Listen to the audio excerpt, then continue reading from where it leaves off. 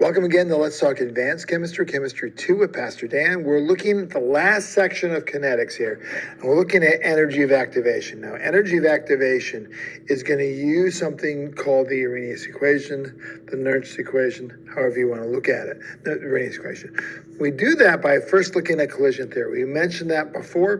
Collision theory, again, is the more collisions that occur, the more rapid or kinetic the reaction takes place. So if we get more reactions taking place, the reaction is going to happen faster, and that's going to be applied that way. Now, we need to find out the amount of energy involved with it, and the first equation we used was the Arrhenius equation, not the Nernst equation. I apologize for that. The Arrhenius equation involved the value A. Now, the value of A is reactant dependent, and it's sometimes hard to calculate. So what they wanted to do is find a way to eliminate that factor involved in it. So they decided to do a little arithmetic here. We're going to take and find the natural log of the value K is equal to negative E sub A, energy of activation, over RT plus the natural log of that A value. Now, in order to get rid of it, we're going to subtract two different K values, K1 and K2. When we do that, we set up two different fractions. We then can take values out of it. We can take the E sub A over R out of it. We can end up with 1 over T1 plus a natural log of A and minus 1 over T2 plus the natural log of A. Now, the reason we're going to do that, because eventually we're going to be able to subtract out that natural log. It's gone away. We don't like that negative E sub A, so if we flip the temperatures, it's T2 minus T1, it becomes a positive value. And we can also get rid of that subtraction of natural log, because when you subtract logarithms, you actually can divide them. So the final equation, we're going to use the equation, is the natural log of K sub 1 over K2 of that fraction is equal to E sub A over R times the value of 1 over T2 minus 1 over T1. And in that, K1 is the reaction rate for the first temperature. K2 is the reaction rate for the second temperature. E sub A, of course, the energy activation we often try to find in these problems. R is my constant, so it's reaction constant 8.314 joules per mole Kelvin. T1 is the first temperature, and T2 is the second temperature. So let's take a look at a problem. Okay, calculate the energy of activations. We're trying to find E sub A. If reaction rate triples as the temperature goes from 30.27 degrees Celsius to 77.24 degrees Celsius. Now, K1 over K2. We're going from the low temperature to the high temperature, which is actually opposite of what we're looking at here. So that's actually 1/3, because remember, we're taking the reaction rate in that way. So we're trying to find E sub A. R is our constant.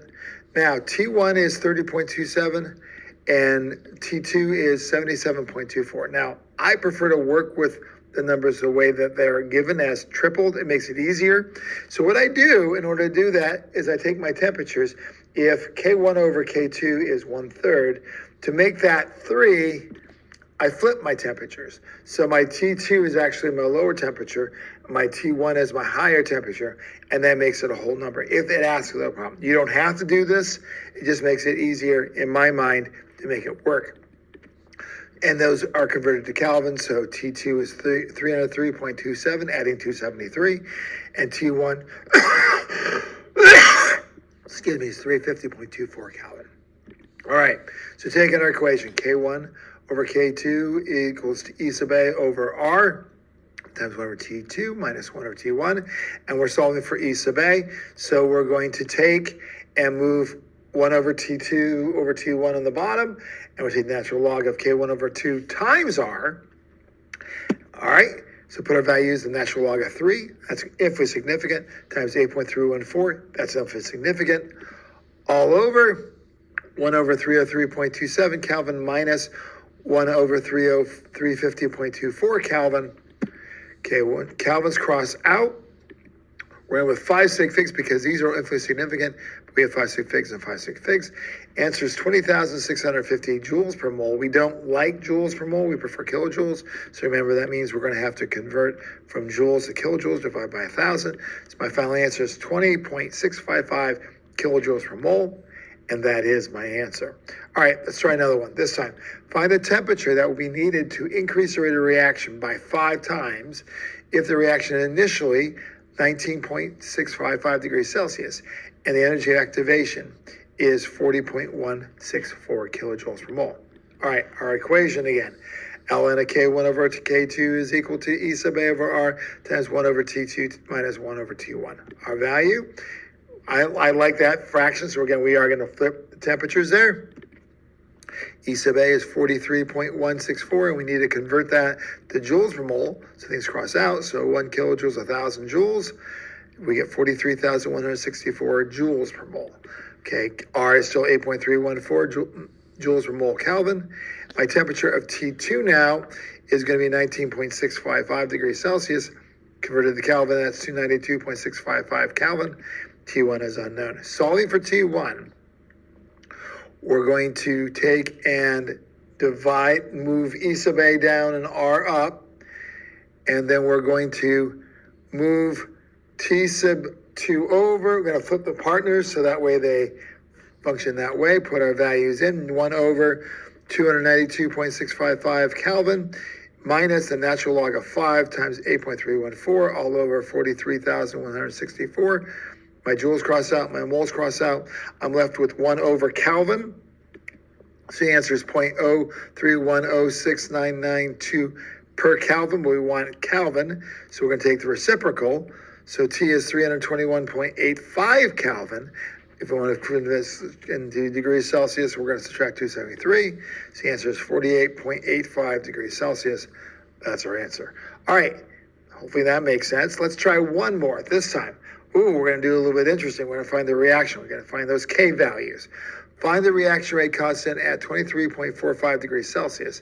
If the energy activation is 45.986 kilojoules per mole, and the constant at 55.25 degrees Celsius is 0.2559 molar per second. Now, this one's going to require a little algebra understanding. So here's our equation. I want to get inside of that fraction there. The way that I do that is I take the opposite function and raise it to that value. So we're going to say that E, which is the natural log base of ln over K1 over K2 is equal to E raised to the E sub A over R 1 over T2 minus 1 over T1. We do that, we get K1 over K2. And then we're going to solve for K1. In order to do that, those are the rest of our values. And our T2 is 328.25. So plug all that in there. We're going to make it smaller now to make space. Okay, we're going to plug it in. We're going to say that Now, I stopped myself because I had made a mistake. I fixed it. It's now correct. Don't worry about it. K2 up, K2 times E sub A raised to the E sub, that's solving for K1. So that should be K2, not K1. I fixed it. It's fine. I apologize for that. That right there. I'll fix that when I do the video. All right, K2 is going to be K1 is going to be K2 E sub A, E raised to the E sub A over R times 1 over T2 minus 1 over T1. All right.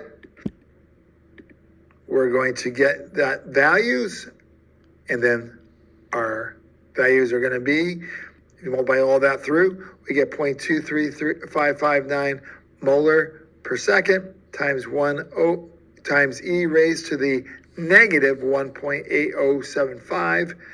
We do that, we get a value of 0.04198 molar per second.